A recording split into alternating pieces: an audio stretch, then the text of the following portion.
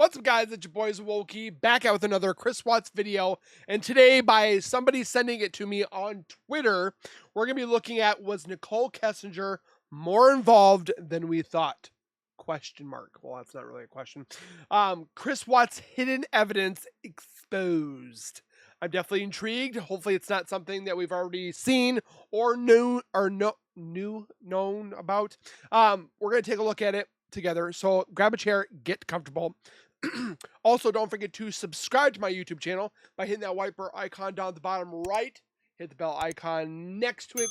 So when I do post videos like this one, you guys will get that little ring notification that I posted that video. Then you guys can watch, comment, like, and share. And again, thank you guys so very much for that love and support that you guys show on my channel. And also go over to Dark Crime Stories, new YouTube channel. Link is in the description. Go give them some love. You know the deal. Subscribe, comment, like, and share. And without further ado, let's get into the video.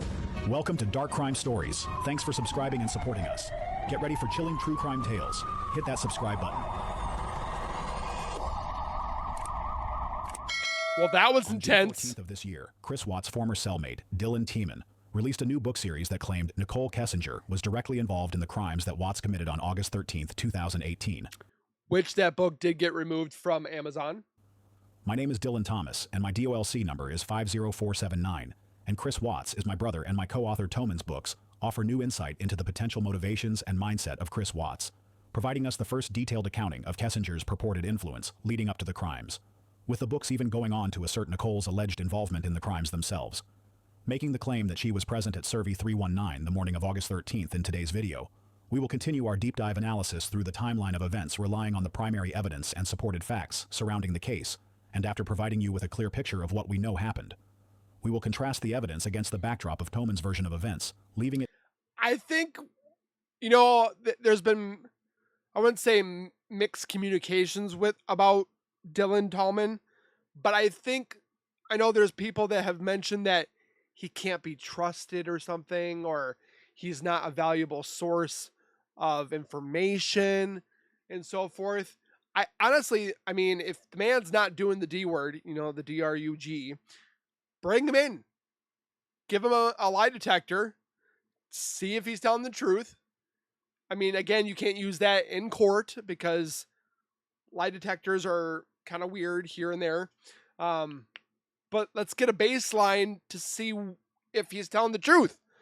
What he was told by Chris, let's see if it's 100% accurate or if he's lying. Why not bring him in? To you to decide if his new claims ring true, with the ongoing hope that as we continue to uncover each layer of the evidence, that justice will soon have its day. This is In Search of the Chris Watts Deep Dive series. I just want NK talked to and looked at. All she did was interviews. She did like 3 to 4 interviews, 2 of them in person, or 3 of them in person, 1 at a park, 2 at the police station, and the rest of it was on the phone. They didn't even look at her. They didn't validate the phone pings and the why she deleted this.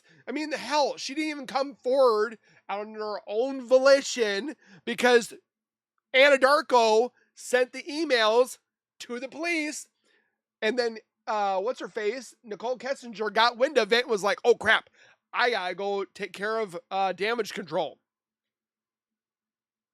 Why would she have to go to a safe house? Why would she have to go in hiding? What, you only do that if you are guilty of something. If you are scared of your life being ruined because you're going to prison. Like listening to a couple TV shows that I listened to, the woman that was in there, I should bring that clip up one of these days. She literally said, and she was talking about a whole different kind of case, but she's literally said, when people delete things and remove themselves from the situation by using their words to distance themselves from the person that has died, gives you a clear indication that they would have been involved in some shape or form. And then it's up to the police to figure out how deep that person is in the case. And yet they don't want to do it with Nicole. Why?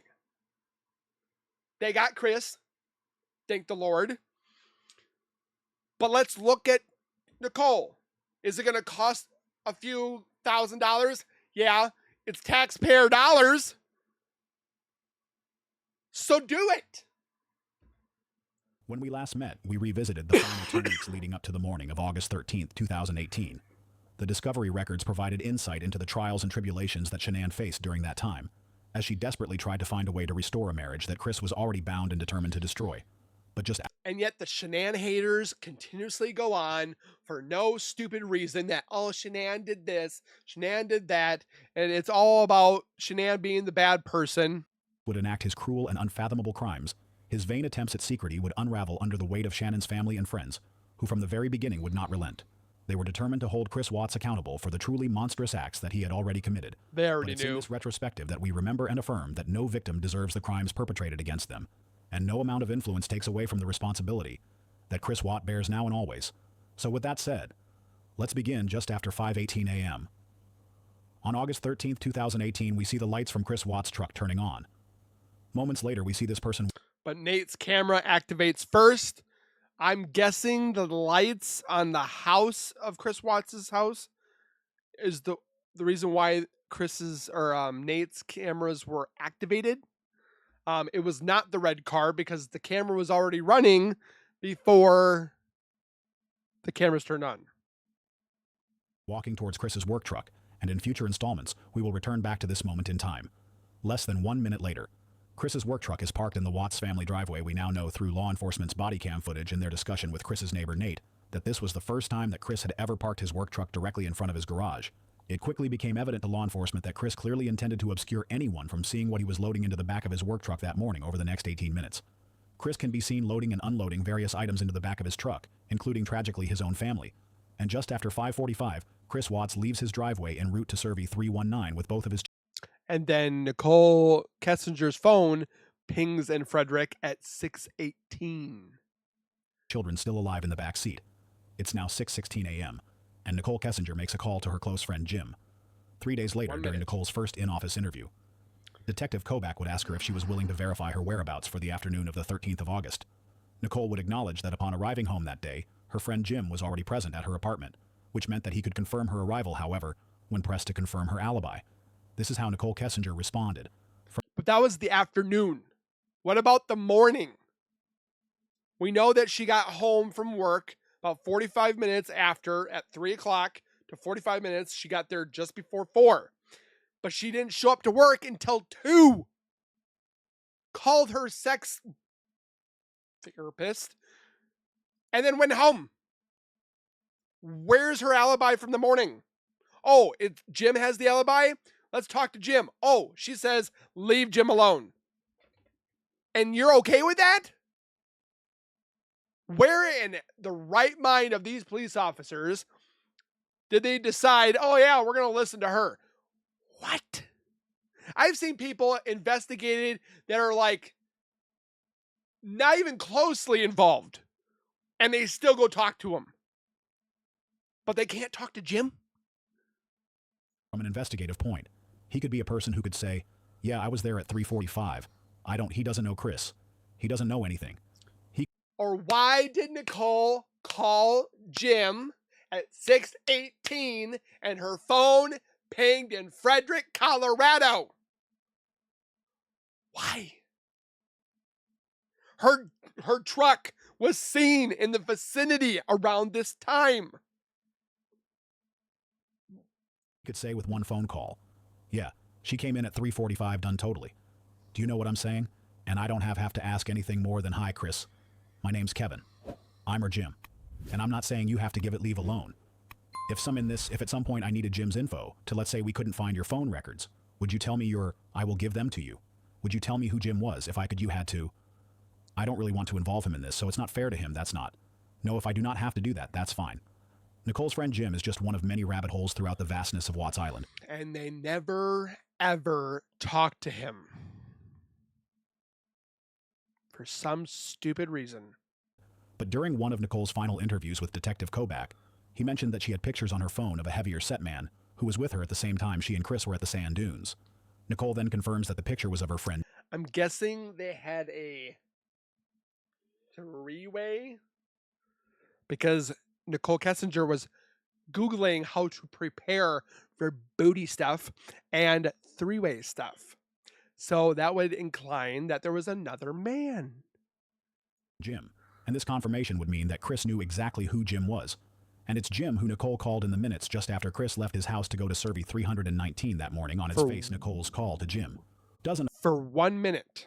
And those boys saw a truck with a topper on it and a man in a hoodie with, I think they said a hat, drinking beer. And the police were in the vicinity already because they were canvassing the area for burglaries that were happening in the area. Appear to be out of place. She frequently called him in the days and weeks prior. However, it's Nicole's location when she made that call that has caught the attention of everyone who has ever evaluated her phone records. But there's something about this entry that even law enforcement overlooked in the months of Nicole's prior phone records. Ooh. We are able to ascertain her exact route to and from work. Thanks to these records, we can observe the roads that Nichol Kessinger used on her daily commute from her home to her job at Anadarko. Intrigued. And back each and every day. Well, I already know her drive from her home to work didn't have any close vicinity to Chris and his house. The consistency of her route is the most important part of these records. And this is why. Because on the morning of August 13th, 2018, at 6:16 a.m., for the first time in the history of Nichol Kessinger's supposed drive to work, her phone is now pinging somewhere that she has never previously been, and the tower that her phone is pinging from. And the only time her phone ever pinged in those areas when she was actually at Chris's house on July 4th and July 18th. And then on the morning of the murders. And that doesn't raise... Where's my red flag? Red flags? And then they tell us that, oh, we're just random nobody people sitting behind our TV screens and keyboards, but yet YouTubers and myself have all seen this for the past almost 7 years, and yet we're the ones that are stupid.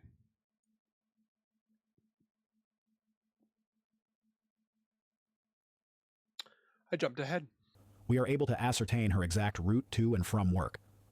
Thanks to these records, we can observe the roads that Nichol Kessinger used on her daily commute from her home to her job at Anadarko, and back each and every day. The consistency of her route is the most important part of these records. And this is why. Because on the morning of August 13th, 2018, at 6:16 a.m., for the first time in the history of Nichol Kessinger's supposed drive to work, her phone is now pinging somewhere that she has never previously been, and the tower that her phone is pinging from would place her in the same proximity of the Watts family home. The exact same address to the house that Nichol Kessinger Googled. Less than 36 hours earlier, the journey to the oil well site was a little over an hour away from the Watts residence.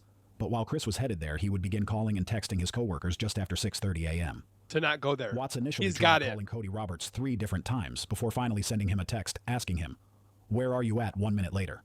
At 6:32, Roberts responded, "Just got fuel in Curie." It's very likely that Chris panicked when he received this message, because he knew that Curie was approximately 30 minutes away from Survey 319, and Chris was still 15 minutes away from the job site. If Cody made the decision to go and help Chris unannounced that morning, it would have completely upended his plan. Moments later, Chris attempts to call Cody, who again did not answer his phone 1 minute later at 6:33. Chris sends a preemptive lie to Cody.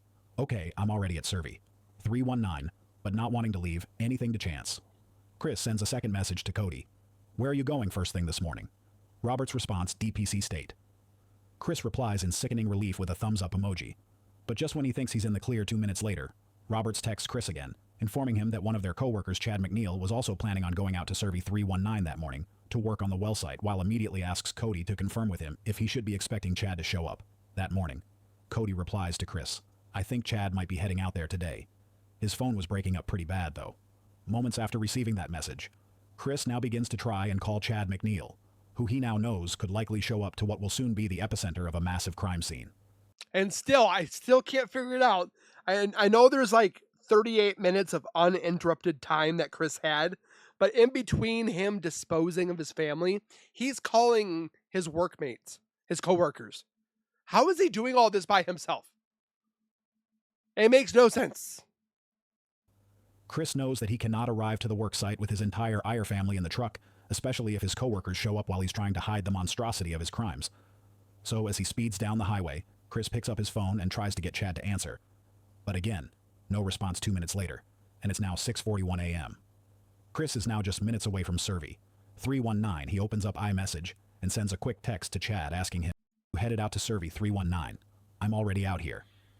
Cody said something about pumping up the 1029 just after 6:43 a.m., and Chad McNeil finally responds. He takes Chris up on his offer and tells him to have Cody Roberts bring the cables that they need to do the job he acknowledges. And just 9 minutes later, Chris Watts arrives at Survey. What would you need cables for a spill? 319 to those who are familiar with everything that transpired over the course of the next 30 minutes to an hour. All we know with certainty is that whatever remained of the man that Chris Watts was prior to the events of this day, that man no longer existed, and no one will ever be able to help me to understand how anyone is capable of what Chris Watts himself has admitted to doing just after he arrived at Survey 319 the morning of August 13th, 2018. But this was just the beginning of Chris's cowardice that day, because at 7:40 a.m., Chris sent Shanann a spoof text that was a calculated measure meant to establish his future alibi for Shanann. And the girl's whereabouts, it was a cruelty intended only as a means to temporarily fool Shanann's friends and her family. In the message, he said, "If you take Well, they were all too smart, and they already knew right off the bat. the kid somewhere, please let me know where they are at." And he sent those words while standing mere feet away from them. Moments later, Chris called Troy McCoy and then began sending various messages to his coworkers that he knew were planning on showing up to the crime scene that he had just created. But at 7:43, Chris Watts took a picture that many now believe establishes that Nichol Kessinger knew far more than she would eventually claim to law enforcement over the. Next hour, Chris's coworkers would begin to show up to the worksite completely clueless to what Chris had just done. No one noticed anything particularly strange with Chris concerning his demeanor. Where he was His clothing, parked. in fact, the only thing that seemed out of the ordinary was the physical location of where Chris parked his truck that morning. But nothing that would have in any way revealed the clues to the crimes that this location would now bear. In retrospect, it's hard to imagine how or why Chris Watts ever thought he would get away with this. Over the years, many have speculated that limerence played a role in the irrationality of Chris's behavior. Limerence being a sort of infatuation that created a blind obsession that all but prevented Chris from having a rational. You know, it's kind of like that moment where you're like watching a crime scene movie or like CSI or something on YouTube, and you're like, I could so hide a body. No, you can't. Like, you're going to get caught. You're going to be found. Just don't do it. Go buy yourself some cotton candy. Don't even think about doing it. Because there's been, I've seen people that are like, they're just watching. They're like, yeah, I could do that. I could kill somebody. Like, what are you on? Like, don't even think that way. View of his own actions. Truthfully, I have resigned the mental evaluation of Chris Watts to the professionals. Because the more I learn about what he has admitted to doing to his wife and children that morning, the less I care about his reasons. At 8:25 a.m., Chris would stage another call to Shannon's phone, and just 1 minute later, he would search for Primrose School at Vista Ridge. Primrose was the academy where his girls were supposed to be enjoying their first day of school. Instead, Watts would call the school and concoct a story about how the girls would no longer be attending, and before the staff could even formulate much of a response, Chris hung up the phone just after 9 a.m., and Shanann's phone sends out an appointment reminder. It was for a doctor's appointment that would become one of the early catalysts. Just think if she didn't have that appointment, and then that made Nicole come to check on Shanann. Just think how different that would have went. Maybe Chris would have gotten away with it. Maybe Chris would have gotten away with it for a little bit and then got arrested sooner. I don't know. But it makes you wonder. That would warn Shanann's friends and family that something had gone very wrong. Moments later, Chris would make another exceedingly odd phone call to his real estate agent, and Meadows 2 days later. Idiot. The Colorado Bureau of Investigation aiding the Frederick Police Department would call Ann to speak with her after learning of her connection to Chris and Shanann. CBI agent Stacy Galluth spoke with Ann, who explained the strange conversation that she had with Chris on the morning of the 13th. Since the beginning and had almost exclusive dealt with Shanann during the overall process of buying and selling their home. In fact, to that point, she had only ever spoken with Chris twice ever. So the fact that Chris was calling her and asking if she had spoken with Shanann was not just odd. It was completely out of place. Chris then proceeded to tell her that he and Shanann were getting a divorce and that she was the very first person even before his own family to learn of this new and considerable life change. Less than an hour later, Centura Health would call Shanann's phone and leave a message after she failed to show up for her 9:15 appointment and at 10:10 a.m. Chris Watts opened Google and searched for the lyrics to the Metallica song Battery. We have since learned that Nichol Kessinger sent him to listen to. Shared these exact same lyrics with Nichol Kessinger, who replied by asking him what the song meant to him. Between the pictures of volcanoes just hours earlier, the families and the batteries. The batteries are the oil drums, the oil towers. Cold and apathetic mannerisms that Chris had been displaying towards Shanann, the lies surrounding his night with Nicole at the Lazy Dog, the affair that he intended on turning into a marriage, and even his own concurrent statements that he had been premeditating these crimes for weeks prior. It's beyond evident that Chris Watts' obsession with the woman and life. How about you eat a steak like a man? That he would never have completely overshadowed whatever good may have existed in him before he chose to destroy his family over a complete mirage. 10:28 a.m. Sandra Rusek, Shannon's mother, worriedly texts Chris asking him, "Is Shannon okay?" The two would speak minutes later, where Chris would manufacture the first iteration of his story, claiming that Shanann was in. And none of his stories matched, or the stories that he told, like the family, the friends, his friends, or whatever have you, none of them made sense. Like they didn't correlate. They were always different. Oh, like NK? Or she didn't remember what they were? One of her moods that they had a small fight the night before, and that she was going to a friend's house at 10:33 immediately after lying to Shannon's mother. Chris is now searching for hotels in Aspen, Colorado. He even called the Westin Snowmass Resort in Aspen just 9 minutes later. And this is where I want to ask you, the audience, a question. Why do you think Chris was searching for a hotel getaway at this specific moment in time? Now, we can all agree that Chris's behavior was not that of a man who anyone would qualify as being cogent.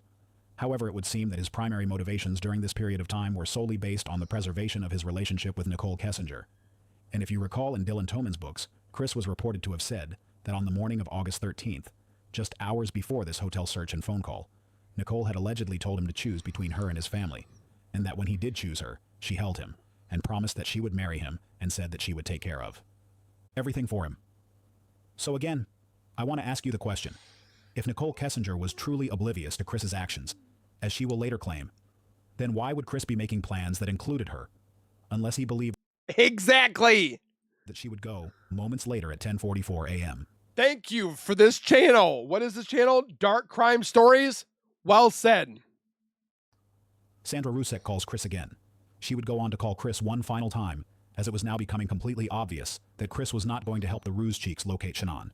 That in fact he was likely the reason that Shanann wasn't answering her phone just after 12:16 p.m. And now every single one of Shannon's friends and family are becoming aware that Shanann and the girls are missing Chris, then receives a message from Josh Rosenberg. "Hey bro, Cassie asked me if I've heard from Shanann today. I guess she and Nikki can't get a hold of her. Have you heard from her at all today?" But while Josh, Cassie, and everyone are trying to find answers at this exact moment in time, Chris is preoccupied taking this picture of the surrounding landscape flowers, and more specifically sunflowers, had been a sign of Chris's devotion to Nichol Kessinger during the entirety of their relationship. In fact, just weeks before, we can see that on July 16th at 8:35 a.m., Chris took a picture of sunflowers near the Endarco corporate office one day. Look at that face. There's like nothing in that face. Later on the 17th of July, Chris again took pictures of flowers that he no doubt shared with Nicole, because that following day on the 18th, his relentless love bombing over the past several weeks appears to have worked eventually, when law enforcement did search what little evidence remained on Nicole's cell phone. After she deleted virtually everything from it, they did find a considerable number of... They were able to retrieve a lot of it, but they didn't get all of it. ...flower pictures in her phone, many of which were likely sent by Chris during the course of their affair. Gross. It's now just 1 minute later at 12:17, and Chris receives an alert. She ain't no flower, she's a weed. On his Vivid Security phone app on his app. He can see Nicole Atkinson standing in front of his house trying to get inside in an attempt to locate Shanann and the girls. Chris knows that Nicole Atkinson will not find them there, so hoping to keep the situation at bay, he calls her and speaks with her for just under a minute. Watts had still not responded to Josh's text. So at 12:21... But I don't think Chris was expecting Nicholas Atkinson, the son, to find the phone. I think that also hurt him too. 1 p.m. Chris finally sends a message back. "I just talked to Nikki. Shanann went to a friend's house with the kids today. I haven't heard from her since. I will keep you updated. Though Josh would reply by telling Chris that they were worried. Chris responded the way that he always does. Cold, apathetic, a man who seems like he truly does not comprehend what empathy is, or how to use it. At 12:27, Watts calls Nicole Atkinson back. He's now starting to realize that she's not going anywhere.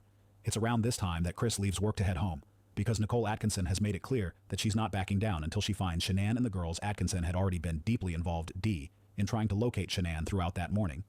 As we know, she had picked up Shanann from the airport and dropped her off just hours earlier, right around 1:45 a.m. Atkinson was already deeply aware of the problems that Chris and Shanann were having. She had also been a part of the ongoing conversation surrounding his strangely expensive meal at the Lazy Dog, and she knew of Shanann's despondency over the possibility that Chris was having an affair. But for a salmon, get a steak, man. Nicole also knew that Shanann had an important doctor's appointment with Dr. I could really go for a steak right now. Stephanie Traver that same morning at 9:15 a.m., an appointment that was made specifically for gender and genetic testing for her pregnancy. So when 9:15 came and went, and Shanann wasn't answering her text or calls, Nicole Atkinson stepped into action and went to the doctor's office with her son. When she arrived at Centura Health's office, she learned that Shanann was a no-show to her appointment. I do want to make that very clear that when Nichol Kessinger or Atkinson was at where Shanann should have been for her doctor's appointment, there was movement in the house. Why? It was at that moment that she knew she needed to find Shanann. So she rushed over to the Watts residence and began looking into their house to see if she could find any signs of Shanann and the girls.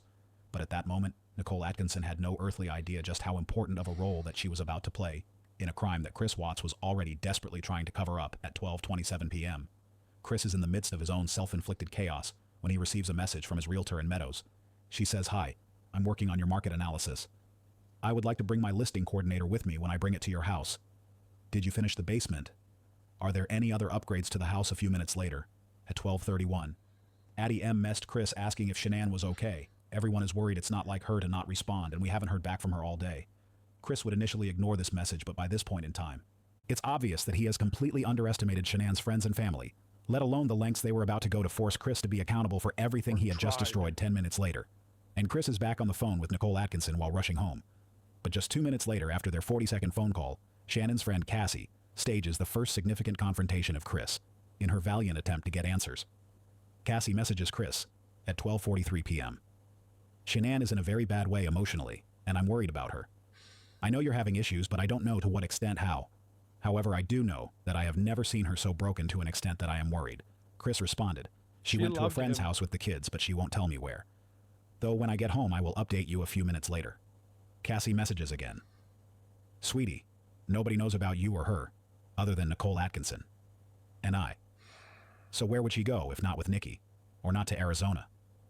Where I'm at, her car and shoes and everything is at the house. What the heck is going on with you guys that she would totally shut out everything? It's not like her." Chris, now I believe that what Chris is about to say in response to that message is one of the most views into his psychological makeup and the way that he views himself in the world. Listen closely. "I told Nikki about what was happening so she wouldn't freak out anymore. I think Christina knows as well. Shanann and I talked last night and I told her, I want to sell the house and get something smaller. Separation would be best right now if we can't work through our issues." Your issues. Chris is saying that in response to Nicole Atkinson showing up to his house, that he told her that him and Shanann were having problems and that she left to a friend's house. He poorly conjures these god-awful lies that no reasonable person would ever believe, leave seemingly as a means to buy time. And while he's racing back to his house in an effort to stifle Nicole Atkinson's determined attempts at gaining entry into his home, Chris ends that text message by saying this, "I really don't want you to think that I'm a bad person." Cassie, this is a sentiment that Chris Watts continues to hold to this very day. In fact, in Dylan Toman's book, he even reflects on this very same issue. Chris and Toman are having a discussion about how they are viewed by the public. Chris says, "I wish people would judge me on my whole past. Instead, they only judge me on that one day. And to those who..." Because it's a pretty significant day. "Question the veracity of Toman's books, it seems to me that this is exactly something that Chris would say, because he lives under the delusion that his previous life as a parent and as a husband somehow absolves him of the horrific things he had done. Just hours before sending this text message, Chris seems more concerned about how he's perceived than taking any form of responsibility for his actions. And that's precisely why Chris..." Like somebody else that wanted to defend themselves from getting perceived as bad. NK. Watts has sprinted towards an entirely new obsession with religion, because he cannot handle the fact that he is objectively a bad person. But it's this next comment by Cassie that is the literal definition of catharsis, because right after Chris sent his pathetic attempt at looking for validation, mere hours after what he had just done, Cassie has had enough right now, Chris. I don't care about you. I don't care about your relationship or what type of person you are or are not. And I don't even care what I think of you. And I'm not trying to be rude when I say that.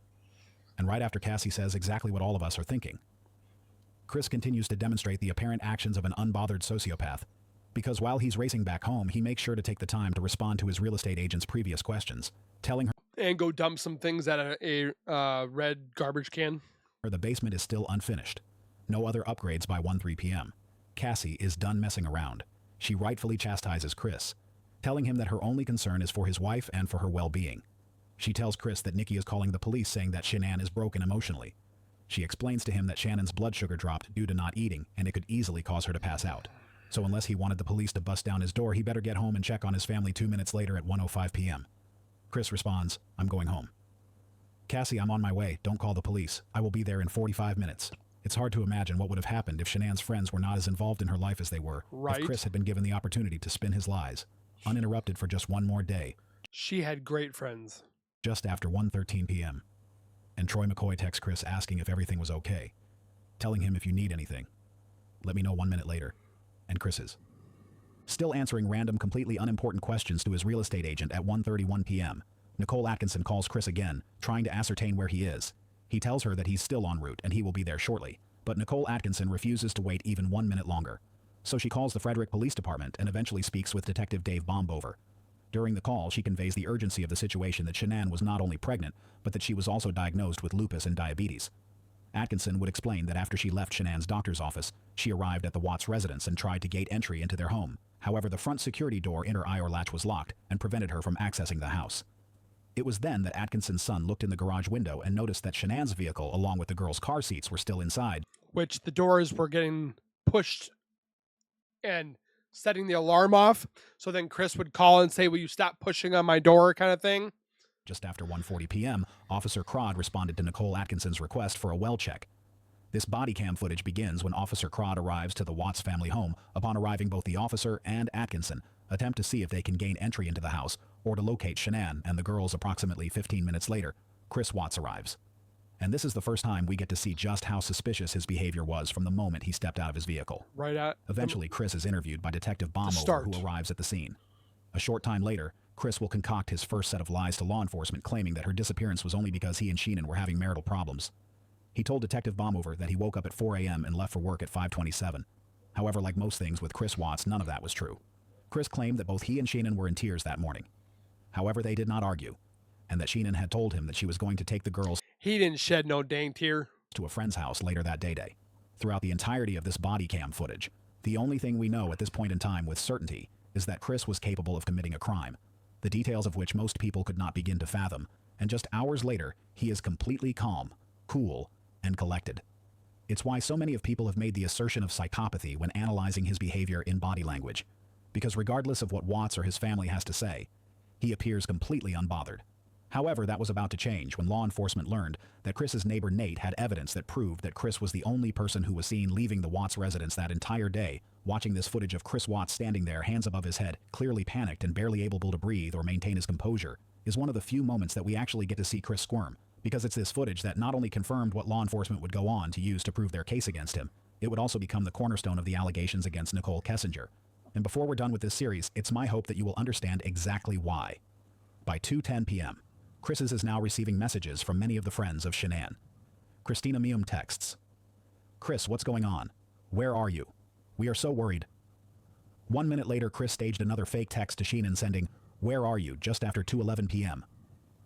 Around that same time, Shannon's friends, Cassie, And he thought he was being slick. Christina, Nicole Atkinson, and Addie all began a group text sharing their growing concern over Shannon's well-being. 2:26 p.m. Chris responds to Christina Meum, "The police are here. I'll call you when I know." Shortly after 3:46 that afternoon, law enforcement finished their first interview with Chris Watts, and it's clear to them that nothing is adding up. They would find Shannon's phone, her purse, her car, her medications. Everything is still in their house, along with the girls' car seats, and everything else that Shanann would have brought if she had ever left the house that day. At that time, Addie messages Chris to inquire what's happening, conveying her concern over the worsening situation. Shortly thereafter, the two would speak on the phone for just over 6 minutes. But as soon as Addie got off the phone with Chris, she sent a group message to all of Shannon's concerned friends. The police need to look at Chris's cell phone and his computer. The discovery records tell us a tale of the pain that everyone endured because of Chris's selfishness. That day, it is still hard to fathom what he did, let alone why. But one thing was clear throughout every page of these records. Look at her face. Look at Cindy's face towards Shanann. Sheenan Catherine Rusek was loved by everyone and anyone who knew her. It's 4:22 p.m., and Kelly Burke inquires what law enforcement is saying about the search. For Shanann, Chris let her know that a missing persons report would be filed the following morning, if Shanann hadn't turned up by then a few minutes later. Burke asked Chris if Shanann was awake when he left for work that morning. Chris continues the lies by saying, "I only talked to her early this morning between 4 and 5 a.m. I think she went back to sleep afterwards. She was still there when I left, kids still sleeping." She always said she would get up super early because of the patches and the live or the veil and so forth. Burke responded to Chris telling him that she's scared, and this time Chris would actually tell the truth. He told her that he was too. But Chris's fear was for an entirely different reason at 5:01 p.m. Nichol Kessinger attempts to call Chris twice. Unfortunately, he doesn't answer either. Call Nicole will go on to tell law enforcement that Chris had texted her earlier, mentioning in passing that his family was gone and asked her to call when she could. But Nicole will also claim at the exact same time that for the entirety of this day, she was not concerned at all about what Chris told her surrounding the events of Shanann and the girls disappearing that day. Nicole will claim that she just assumed that Shanann took the girls to a friend's house and that there was nothing to be concerned about by the evening of August 13th. Like Cindy said. Every one of Shannon's friends and family were in a complete and justifiable panic. They would eventually suggest to Chris that he should call all of the local hospitals in the area. He never did. To make sure that she wasn't admitted for a health-rated emergency at 6 p.m. Chris would call 4 different hospitals in the area, including Good Samaritan Medical Center in Lade St. Anthony's North Health Campus, Longmont United Hospital, and UC Health in Broomfield. And Chris made these calls to check to see if Shanann and the girls was at any one of them in just 4 minutes in Detective P's discovery report. He realized that Chris could not have made all 4 of those calls in such a short amount of time. So he got on the phone and called each hospital, asking for a completely fabricated person to gauge the amount of time that it would have taken for Chris to receive a response and it came to no one's surprise that it took 2 minutes just to get an answer from one of the hospitals, let alone all 4. But by 6:23 p.m., Kelly Burke asked Chris if he had any luck in his attempts to locate Shanann at any one of those local hospitals. All he said back was no luck at all. More lies at 6:30 p.m. when Realtor in Meadows asks if Shanann was okay. Making note of the fact that she had been absent from their group chat discussion that whole day, Chris responded saying she hasn't been around all day. It's very odd at 6:52 p.m. Chris messages Samantha Pasley telling her, "I'm praying so hard I'm sick to my stomach. Cops searched the house up and down and drilled me pretty hard. I have no idea where Shanann and the girls could be." A little more than an hour later, Chris responds to Samantha. One final time law enforcement was just being thorough. They got to do all the digging they can. I saw the girls this morning. And yeah, people are helping me search. You don't need to get on a plane though. We have a lot of support here. This is it. This is why millions of people all across the world completely abhor Chris Watts and the things he did that day. Because he could have chosen so many other paths. Yep. He could have just left Shanann and got a divorce. And I do not want to hear from anyone attempting to victim blame that Shanann was mean to him. Because what he did to his wife and children had I like this channel. nothing to do with the flaws in her. They had everything to do with the flaws in him. And he proved that with every one of these messages to her friends, her family, and even to her own parents because he willfully fed them false hope. Knowing full well the grave site he left behind at Survey 319, and to this day there's no signs of contrition, no heartfelt apology, there's zero humility. And the evidence that Chris Watts was absent of any meaningful contrition for... We've never heard him say he's sorry for what he did. I honestly don't think he was sorry to the Ruseks. He's not sorry. He's sorry he got caught. His actions was about to be put on full display the evening of August 13th when he would get on the phone with Nichol Kessinger. Just after 9:48 on August 13th, the day of the crime, Chris Watts called Nichol Kessinger, and the two would initially speak for about 50 minutes. 30 minutes later, Nicole would call Chris this time, and they would speak for 52 minutes later that night from 12:08 to 2:18 a.m. The two would speak off and on for an additional 54 minutes, and to those counting, that would mean that from 9:48 p.m. until 2:18 a.m., a span of just about 6 hours, Chris and Nicole spoke for a combined total of 2 hours and 36 minutes. And just wait till you hear what Nichol Kessinger says when she's asked to recall their discussion that evening on Monday night. So a couple things. I told you, he had like texted me, and then at the end of the night he had called, or I called, I think he called me, but either way, we were on the phone with each other, and at some point when we were on the phone, he was like, "Do you want to FaceTime?" And I remember I was laying in bed, and I was just like, you know what? Okay, let me turn on the light. And I remember I turned on the light, and we FaceTime. And when we FaceTimed, he didn't really say much, like it was almost kind of awkward. I don't even know why I didn't think of this earlier, but it was very short too. Hearing it from him, it literally just reiterates how dumb that sounds. It was super brief. And what is short? Like a couple of minutes or 30 minutes? Oh, no, I bet it was only probably like less than 5 minutes. I think it was only like a couple of minutes, okay now. Without context, listening to Nicole's interviews with Detective Kobach can be so dumb. deceptively benign if you didn't know the details surrounding that evening and everything leading up to it.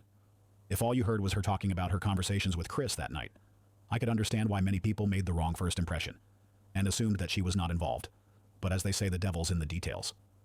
So, let's keep listening. The devil's in I think NK. we were like talking a little bit, but he was laying down on a mattress that didn't have any sheets on it, and I was like, okay.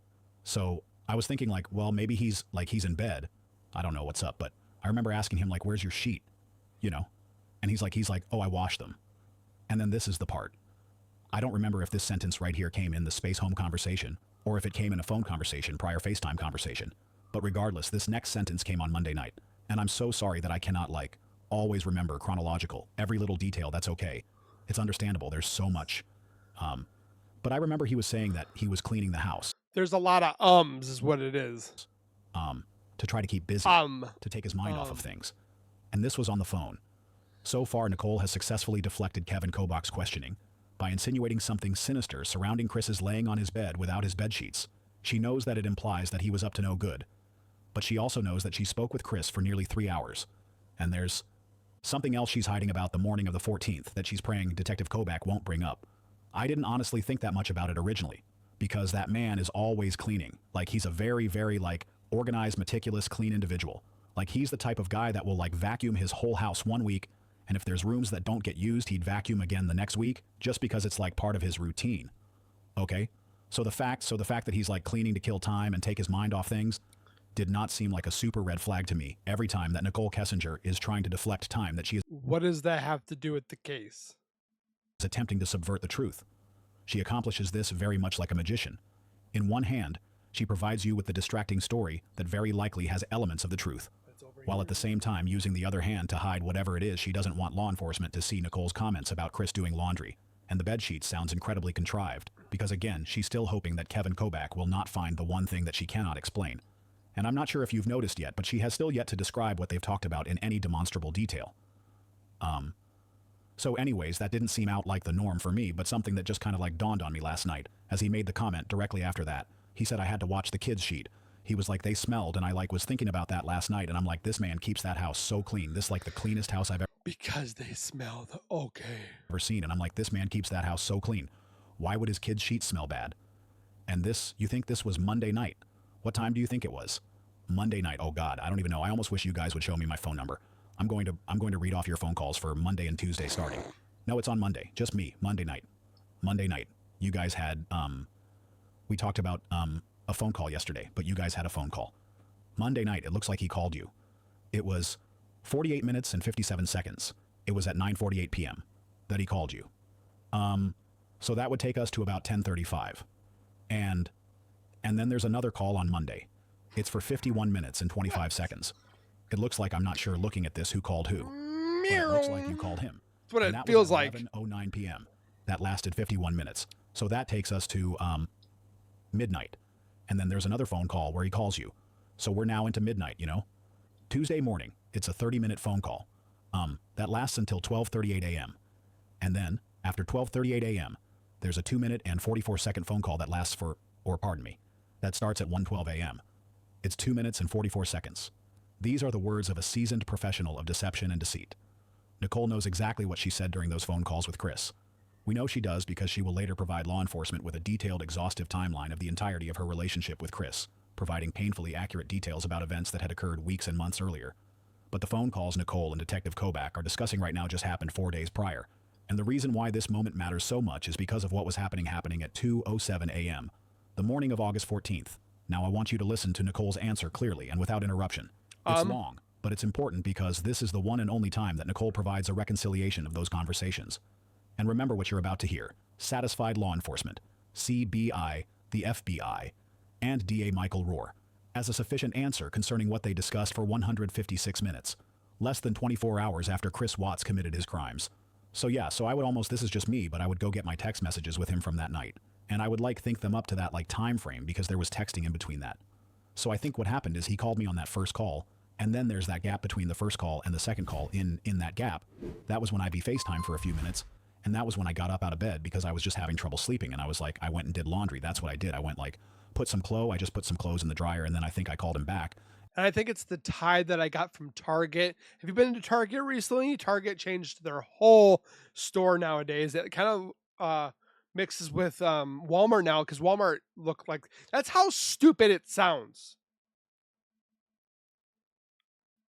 And then we continued to talk. So that little gap right there between those two big phone calls at the But very yet beginning she's of the not night, not the involved. very beginning of the night, but like the big ones, the first two. So in between that gap, there's like a quick FaceTime. So you think that 2 minute and I've had more intelligent conversations with a toddler. 44-second is the FaceTime, the one at the very end. Yeah, well, so I don't even think the FaceTime's on there. The FaceTime occurred in between those phone calls that like no. Okay, because it was like one big phone call, and then there should have been there's a FaceTime, and in the FaceTime short, it's only a few minutes.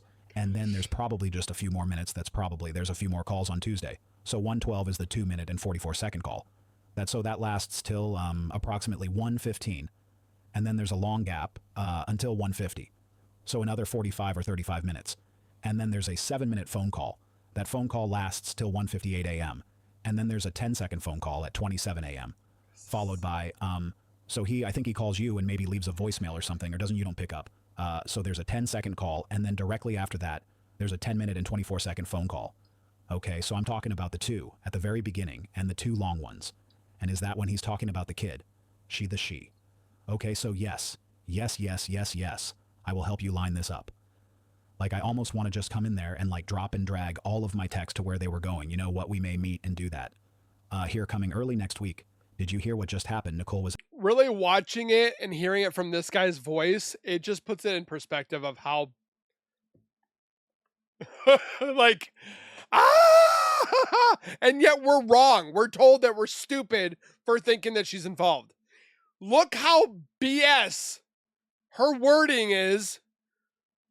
And they're just like, oh, Nichol Kessinger, she wasn't there. Why would she do that?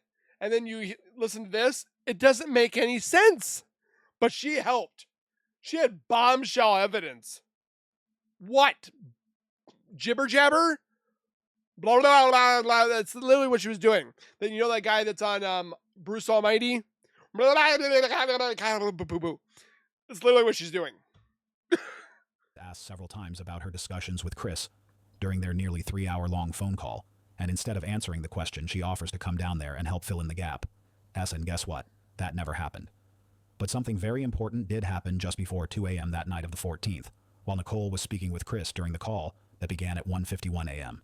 Minutes later at 1:58, Chris began receiving a number of phone calls from the Frederick Police Department. So Chris and Nicole got off the phone, and at 2:05 a.m., Chris returned Officer Goodman's phone call from his work cell phone. But mere seconds later, Nichol Kessinger called Chris's cell phone and stayed on the call while Chris was being interviewed by Officer Goodman. In the interview we have been listening to between Nichol Kessinger and CBI agent Kevin Kobach took place on the 17th of August, less than 4 days after Nicole eavesdropped on Chris's discussion with law enforcement, and it just happens to be the exact same phone call that would become the very last time that Nicole and Chris would speak again. But I have a question.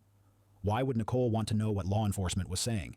If she was not involved in this crime in any way, then why would Chris have her on the other line listening in? Mm-hmm. Remember, Exactly. Nicole was in her first in-person interview that she didn't even suspect Chris of anything until the following day.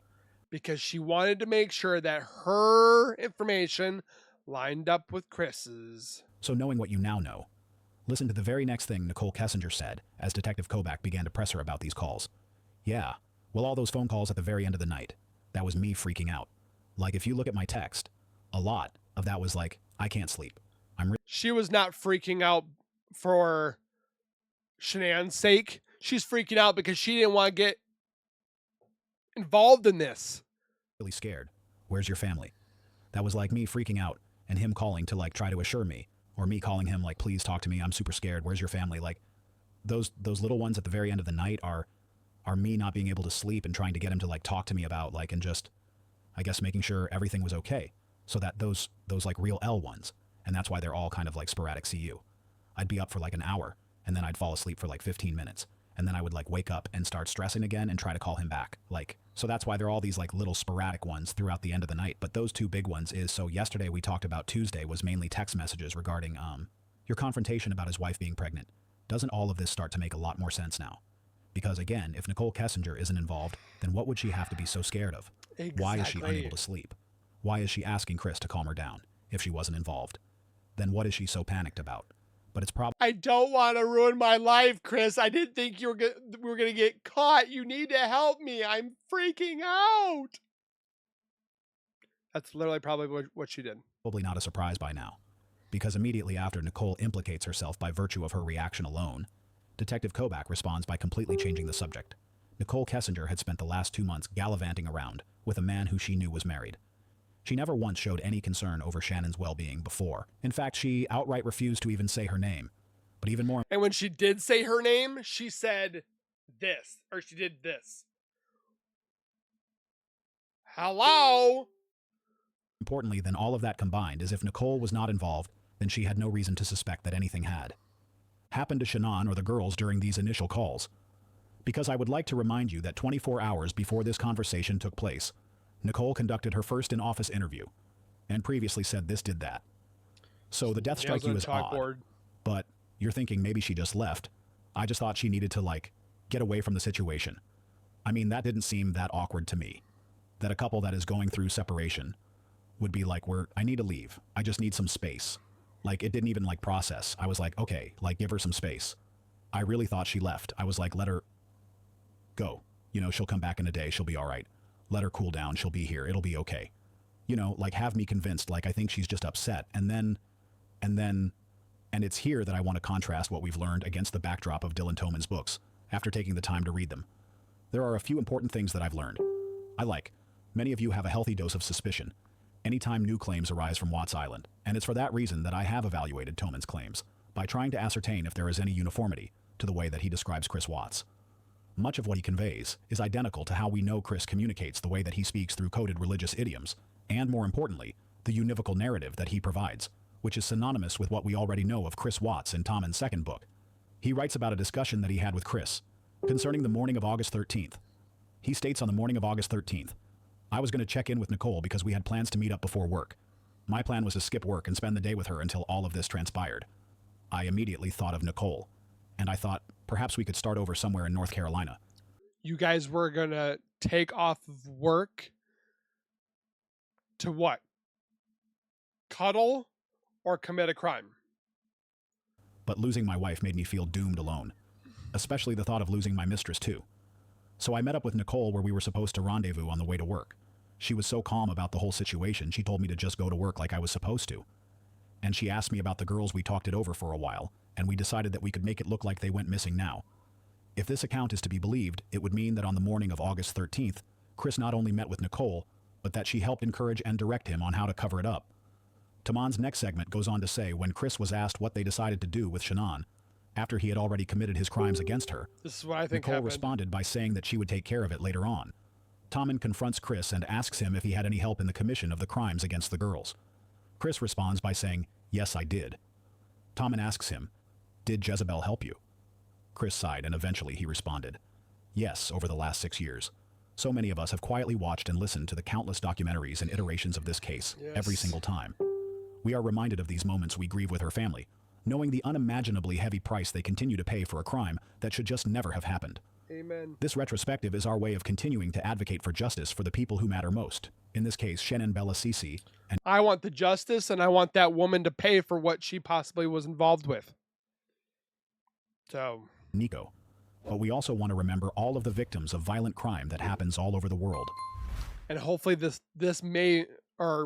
case, finding the resolution and so forth, and making videos like this can help you spot problems and so forth and so on. So, comment your thoughts down below. What this man literally said is what I've been thinking this entire time. This is how it played out. That's why Nichol Kessinger was there, either to help physically or help mentally by saying, this is what you need to do. This. Oh, by the way, I need to call my friend Jim. Just I mean, it fits perfectly like a puzzle piece. If it doesn't, let me know your thoughts down below in the comments. Don't forget to hit the like button. If you guys could go over to the channel again, the channel is called Dark Crime Stories. Go give the love and support where it is due. And we will see you guys in the next video. Please take care, be safe, and as always, keep nerding on. And we will see you guys in the next video. Peace.